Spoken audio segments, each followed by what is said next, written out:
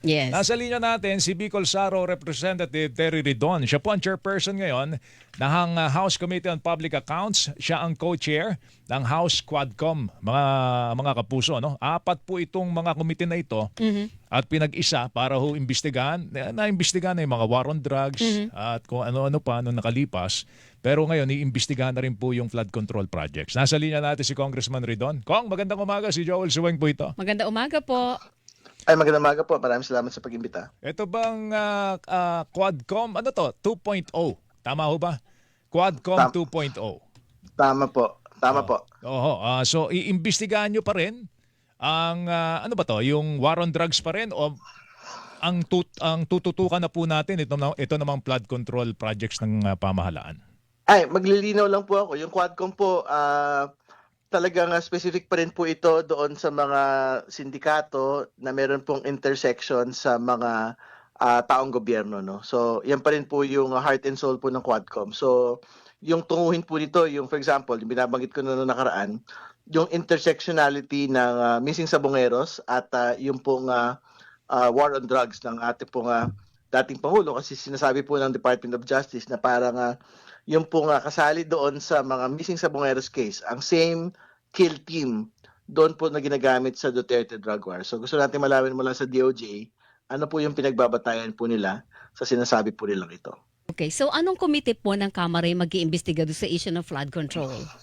As sa flood control po, ang tinitingnan po natin na magkakaroon ng tri-committee na pinapangunahan. Tatlo. Opo. Na pinapangunahan po ng House Committee on Public Accounts, Public Works, at Good Government, no? Para tingnan po yung lahat ng mga infrastructure at flood control projects sa atin pong bansa. Hindi lang ito magsisentro, Congressman, doon sa flood control. Kung ganong kalaki ang iyong committee o lupon na mag-iimbestiga sa mga infra na gobyerno, damay na ba yung ibang infra dito, kagaya ng mga farm-to-market roads natin na parang nag-lead to nowhere? Tama po yun. So, isa ho doon sa mga pwede ho nga maisalang na ho sa pinakamaagang panahon. Halimbawa, yung binabanggit na po ni Pangulong Bongbong Marcos, yung pong Kabagan Isabela Bridge, no, kung saan meron pong allegations na talaga naman pong parang poor ang design. At nag-lead po ito doon sa pagkakadisgrasya ng ilan sa atin pong mga kababayan dahil nag-collapse po yung bridge po na ito. Okay, ito lang, Kong, no, kasi itong balakin ninyo na imbestigahan yung mga flood control projects na guni-guni at kadalasan ay wala. Ito po'y parang sinasalubong po ng pagdududa. Kasi, Kong, with all due respect siguro, iimbestigahan nyo yung inyong mga kasamahan. Meron pa ho bang kahihinatnan kung sakasakaling ito'y matutuloy? Kasi ganun po ang tingin ng taong bayan din. Hindi na pwede nilang imbestigahan ng kanilang mga sarili.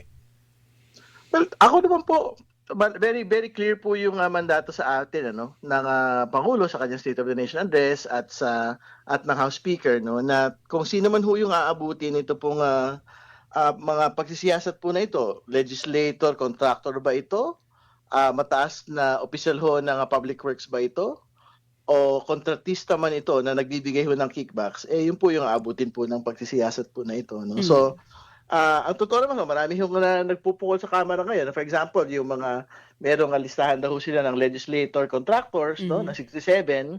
Meron din nagsasabi na majority daw po ng mga kongresista ay kumukuha po ng mga kickbacks. Alam po ninyo, 3 linggo, 4 na linggo ko nang naririnig yan, pero hanggang sa araw na ito, wala akong nagbibigay ng pangalan. So ang sinasabi ko, the House Committee on Public Accounts, if it's going to be a TRICOM or it is my committee, malaya ho silang isiwalat yung mga pangalan at ibigay po yung kwento nito pong sinasabing pagbibigay ng kickbacks or pagkakaroon ng mga lawmaker contractors para mabigyan ho talaga ng actual na public venue na makapagbigay ng akusasyon at masagot po yung akusasyon laban po sa kanila. Hindi po ba mas prudent o mas magandang diskarte, Congressman, ay ipaubaya ito sa isang independent body? Kasi meron ding call na gano'n, di ba, Joel, na ipaubaya na lang natin sa isang independent body. Hindi dapat damay ang DPWH sa investigasyon, hindi rin dapat damay ang Senado at Kamara kasi ngayong allegations involve yung mga mambabatas, hindi lang mga kongresista at linawin natin.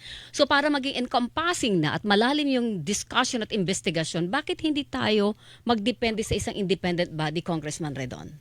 Wala ho tayong debate na pwede hong magkaroon ang Pangulo ng Pilipinas ng independent body ho patungkol dito. Pero hindi rin ho pwede Mm-mm. na hindi rin ho kumilos ang Kamara sa pinakamaagang panahon dahil yung pong oversight functions, Mm-mm. talaga naman pong within legislative power po ng Kongreso at Senado ito. So, ibig sabihin, pwede naman ho magsabay-sabay ito. Pwede ho magkaroon ng Commission on Audit, immediate auditing po dito sa actual na mga flood control projects po nito. Pwede hong gawin executive po nito, yung independent body nga na sinasabi. Pero pwede rin hong gamitin ng Kongreso at Senado. Kasi ibig sabihin, hindi rin kasi tayo pwedeng sabihin na binitawan na lang ho natin itong bagay na ito Mm-mm. na wala hong ginagawa. So, walang problema Mm-mm. na magkaroon po ng hiwalay na independent body.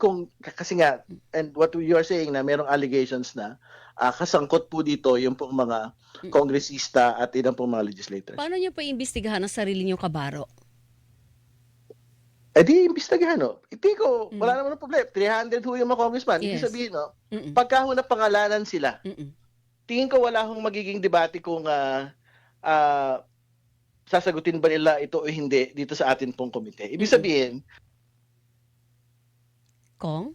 Naputol so si Kong. whichever venue that they want to respond to, Mm-mm. whether it's in Congress, whether it's in the Senate, whether it's in an independent body that will be formed by the President, bahala ho silang sumagot po roon sa anuman pong platform po na yon. Pero kung halimbawa po na may mag-submit sa inyo ng listahan ng mga mambabatas, willing kayo na isa-publiko yun, Congressman, kung halimbawa sa Committee on Public Accounts po maisumite yung listahan?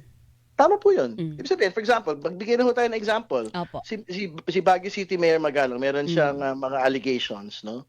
Na meron pong mga sangkot ng mga kongresista kumukuha ng mga kickback. Mm-mm. Pwede ho siyang magpunta sa amin hong hearing. We will give him the invitation. Pinipina lang ho namin yung amin pong organizational meetings, no? Mm-mm. Pero as soon as it opens, he's invited to that proceeding, di ba? Provided na bibigay niya ho yung mga pangalan ng mga inaakusahan po niya Mm-mm. ng mga kongresista. Wala hong problema yon. He will have to do it under oath.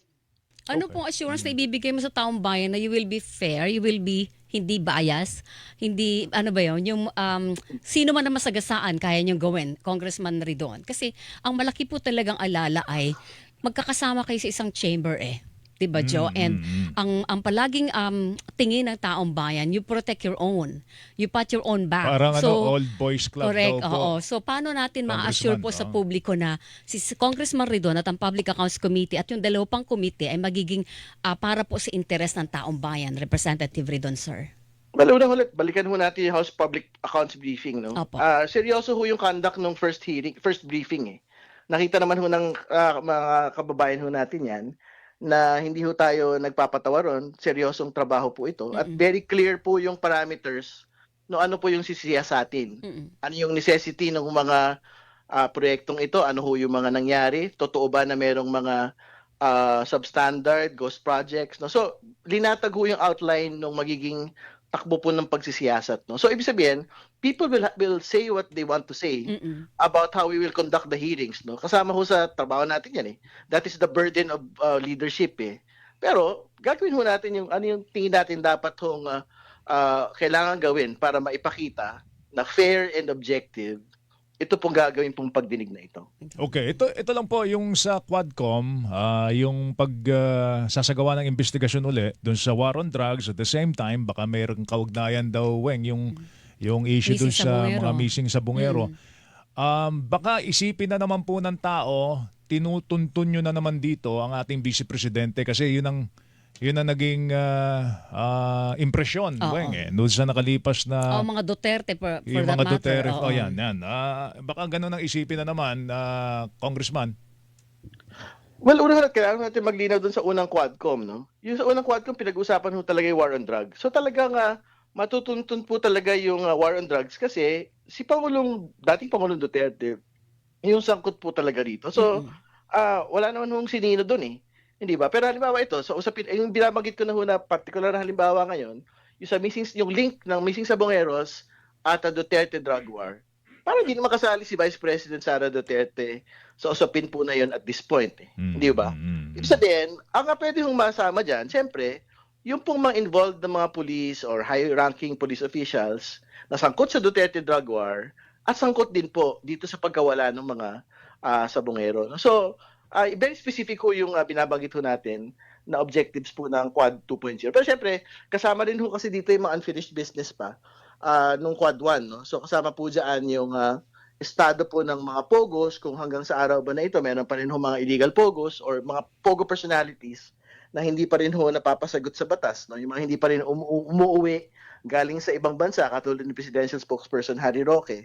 Kung ano na ho yung mga ginagawa ng Department of Justice at Department of Foreign Affairs para pauwiin siya. Kasi nung nakaraan, binabanggit nga po na talagang meron silang moves to oppose yung pong asylum request at yung pong pagpapakansela ng kanya pong pasaporte. Meron ba kayo schedule nitong mga pagdinig na ito, Congressman Wala niyo sa Ridon? TRICOM. Oo. Yung sa Quadcom po, I think within the next week or within the next 2 weeks maisasalang na po ito. Yung TRICOM po kasi inaantay lang ho namin yung pagkakaroon ng House Resolution. So hopefully within the next 3 weeks po, maisalang na po ito. Pero yung tulay ng Kabagan, I think magkakaroon po ng referral na this week. So hopefully by next week, meron na pong pagdinig dyan. Yung pong TRICOM, officially composed na po siya ng tatlong komite na ito. As inabas-basa na ito ng Kamara, Representative Ridon, sir. Hindi, yan na po yung direction. Pero yung mga formalities na lang po yung inaayos po namin. Okay. Kong, salamat sa Sir, oras thank mo. you. Magandang umaga. Good Thank luck you. po. Maraming salamat. Magandang umaga. Bicol morning. Saro Representative Terry Ridon, mga kapuso, siya po ang Chairperson, House Committee on Public Accounts. Hilingan, walang pinoprotektahan.